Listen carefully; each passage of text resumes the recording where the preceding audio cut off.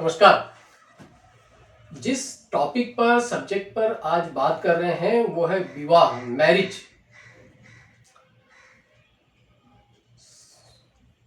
समाज के बदलने का जिस पर सबसे ज्यादा प्रभाव पड़ा, शादियां, मैरिज उसमें से एक है।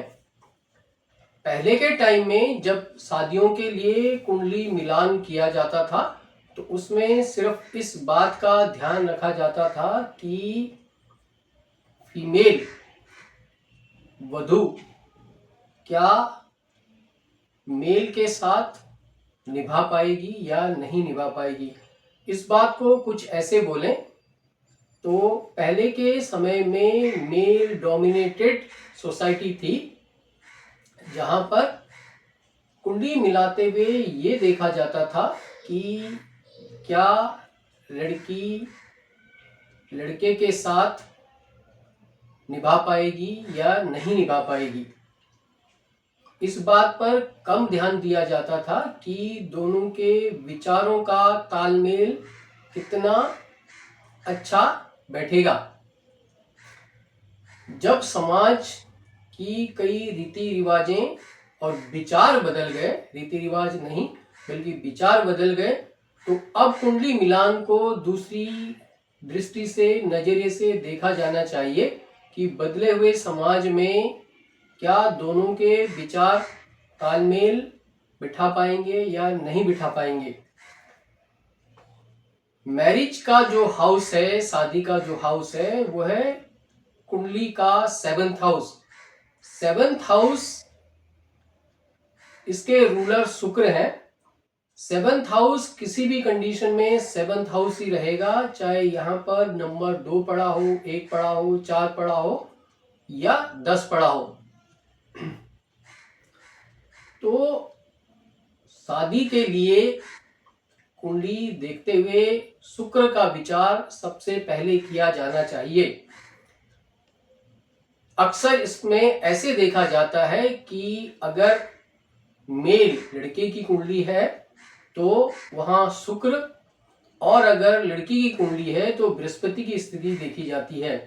लेकिन 7th हाउस के रूलर लॉर्ड शुक्र हैं और मेल और फीमेल के बीच में जो प्लेजर होता है उसके कारक भी शुक्र हैं। इसलिए शुक्र की कंडीशन मेल की कुंडली हो या फीमेल की कुंडली हो, दोनों की कुंडली में शुक्र की पोजीशन जरूर देखी जानी चाहिए। मैरिज पर जो कंडीशंस प्रभाव डालती हैं उसमें से मांगलिक होना एक है। अगर मंगल 1st हाउस पर है, 4थे घर पर है, 7वें घर पर है, 8वें घर पर है और 12वें घर पर मंगल है कुंडली के, तो ये कुंडली मांगलिक कुंडली मानी जाएगी। और दक्षिण भारत में 2nd हाउस पर मंगल होने को भी मांगलिक माना जाता है। उसका एक कारण है, जब मंगल 2nd हाउस में होंगे तो मंगल की 7वीं दृष्टि 8वें घर पर होगी और 8वें घर से ससुराल इन-लॉज हाउस का विचार किया जाता है, जिसका प्रभाव मैरिज लाइफ में दिखता है क्योंकि ये आपका ससुराल पक्ष है। इसके अलावा 7th हाउस पर अगर क्रूर ग्रहों का प्रभाव है, 7th हाउस पर शनि है, 7th हाउस पर राहु या केतु है, तो भी मैरिज लाइफ डिस्टर्ब होने के, डिले होने के कारण बनते हैं। और 12th हाउस से भी मैरिज का विचार किया जाता है क्योंकि 12th हाउस आपका बेडरूम है। अगर 7th हाउस पर इन ग्रहों का प्रभाव होगा तो मैरिज प्रभावित होगी, मैरिज लाइफ पर इसका इफेक्ट आएगा। सैटर्न है, शनि है तो देर करा सकता है, राहु है तो देर करा सकता है। और कुंडली को देखने के बाद एग्जैक्ट ये बताया जा सकता है कि ये इन ग्रहों की अगर 7th हाउस पर प्लेसमेंट है पाप ग्रहों की, तो उसका वैवाहिक जीवन पर क्या असर पड़ेगा। इवन 7th हाउस पर बृहस्पति है तो भी इसका प्रभाव नेगेटिव देखा गया है। इसके अलावा भी विवाह देरी से होगा, क्या एक से ज्यादा विवाह होंगे या विवाह होगा ही नहीं, ये भी 7th हाउस और कुंडली में कुछ ग्रहों की प्लेसमेंट, एस्पेक्ट, कंजंक्शन को देखकर बताया जा सकता है।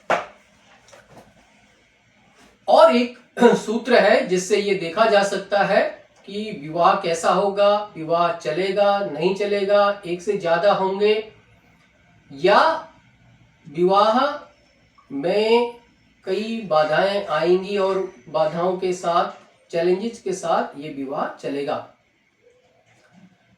जैसा अभी बताया, पुराने समय में कुंडली मिलान इस नजर से किया जाता था कि पुरुष प्रधान समाज है, मेल डोमिनेटेड सोसाइटी है, तो फीमेल क्या मेल के डायरेक्शंस का फॉलो कर पाएगी, डायरेक्शंस को, या नहीं। विवाह को जानने का और एक तरीका है कि विवाहित लाइफ, मैरिज लाइफ कैसी होगी। तिथि के स्वामी, पत्रिका में आप देखेंगे तो लिखा होगा तिथि और तिथि के स्वामी। तिथि के स्वामी कौन है? प्रतिपदा, आपकी तिथि प्रतिपदा है तो सूर्य तिथि के स्वामी है। अगर द्वादशी लिखा है द्वितीया तो चंद्रमा स्वामी है, और अगर तृतीया लिखा है तो मंगल स्वामी है, चतुर्थी लिखा है तो बुध स्वामी है, और पंचमी लिखा है तो बृहस्पति स्वामी है, षष्ठी लिखा है तो शुक्र है, सप्तमी लिखा है तो शनि है, अष्टमी लिखा है तो राहु है। नवीं से ये क्रम फिर से शुरू हो जाता है सूर्य से, और पूर्णिमा और अमावस्या के लिए शनि तिथि के स्वामी हैं।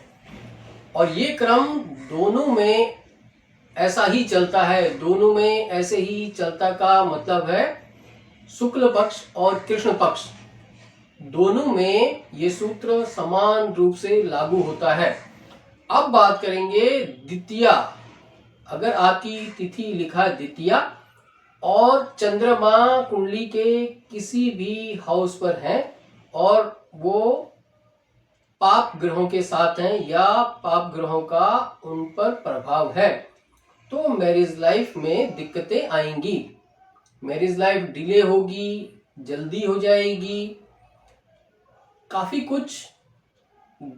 किस हाउस पर चंद्रमा का प्लेसमेंट है, चंद्रमा के साथ कौन सा ग्रह है, ये देखकर बताया जा सकता है।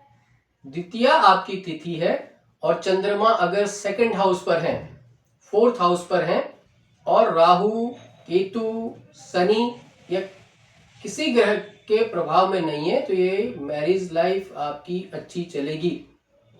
और अगर इन ग्रहों का प्रभाव चंद्रमा पर है, राहु का, केतु का या शनि का, तो इस मैरिज लाइफ में दिक्कतें आएंगी।